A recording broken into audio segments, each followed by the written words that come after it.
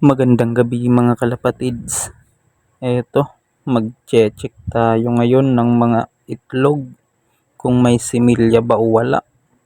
Unahin natin dito yung dalawang puti.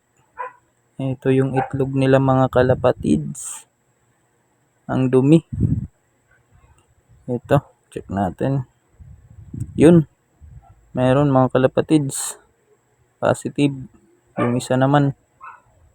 Ito, yun, meron din. Merong mga ugat-ugat. So fertile tong dalawang egg mga kalapatids. Babalik na natin sa loob. Sandali lang.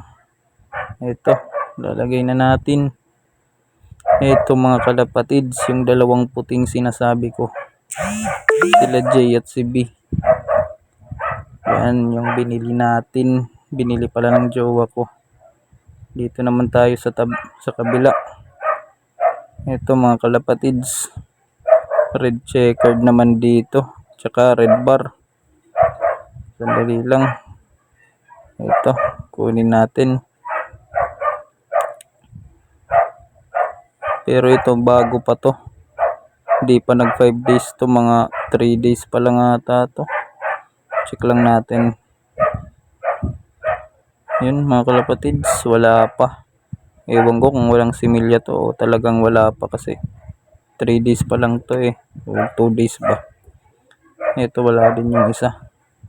Pero ulitin na lang natin pag-check.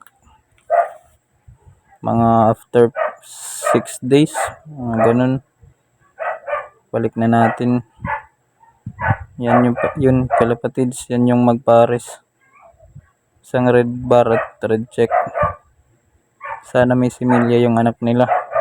I mean yung itlog. Dito naman tayo mga kalapatids sa ating red bar. Tsaka yung pares nito blue bar. Ito yung itlog nila. Fertile mga kalapatids. Sandali lang, di makita sa camera. Naka-flash kasi. Ito mga kalapatids. Yan o. Fertile yung egg. Kunin natin yung isa. Ito. Yun mga kalapatids. Fertile din yung egg. Bale, okay na to. Antayin na lang natin magpisa.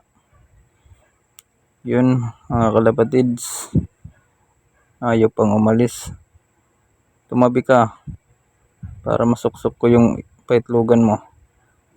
Yun mga kalapatids. Bale, abang-abang na lang tayo kapag mapisa na to.